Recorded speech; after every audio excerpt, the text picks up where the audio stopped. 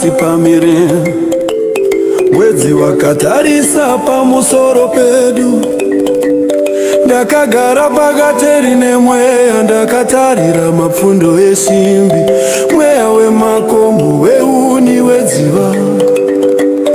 Wakasangana munhare inorira,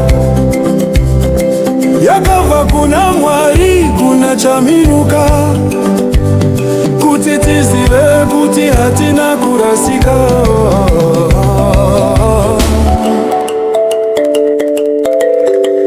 Mbira dzavadzimu, nyai mudzimu we,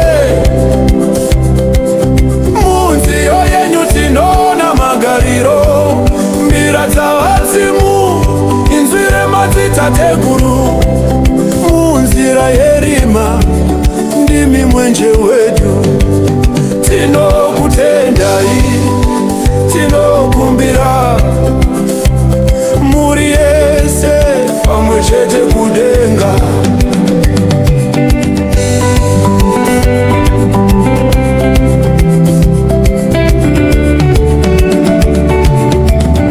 Zvikumwe zvangu hazvisi kurova simbi, zviri kufamba navo, kutama navo, kushaura kwenyu, kutsinhira kwangu, zvinoita semvura inoyerera. Tinotaura navo, tinobvunza mvumo yekupinda munyika yavakafamba, kuti vauye vatibatsire, vatitungamirire, vape mwana wenyu mashoko ekuchengetedza.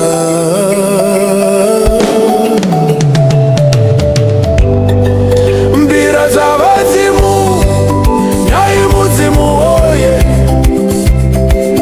munziyo yenyu tinoona magariro.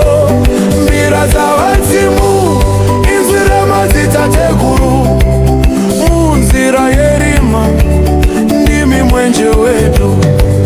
Tinokutendai, tinokumbira, muri yese pamwe chete kudenga.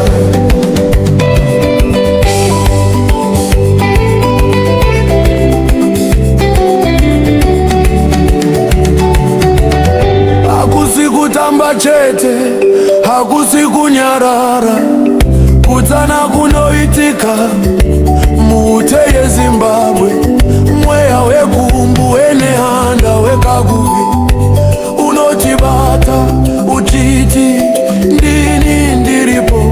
Tinonzwisisa tichachi, nhaka yedu ndiyo simba redu, chipiriso chedu.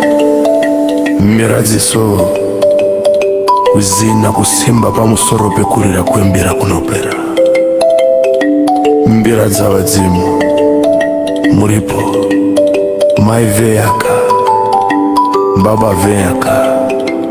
Tiri kuteerera, toramba tichikudai, tiri panyika yenyu.